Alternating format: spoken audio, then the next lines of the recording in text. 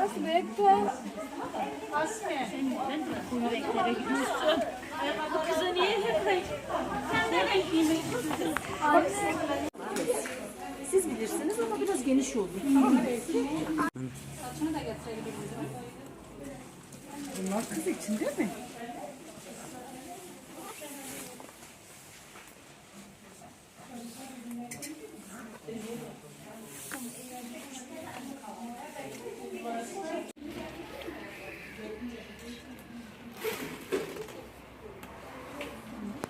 Bir de ayakkabı.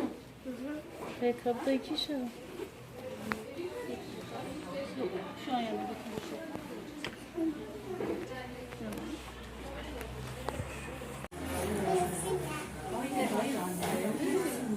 Biraz büyük oldu ama çok yakıştı. Ya bana söylediler ben var dedim. Var da Allah için. Bu ayakkabı da ben Kapak kolay 35. Ne istiyorsun?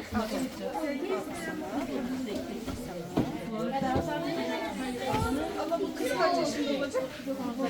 Kızına mont verecek. Abla bunu büyüyor mu? Sen nerede giysen mi? Bence o şey. Senin kızına böyle bir şey var. Onu istiyor zaten. Ben de yapıyorum.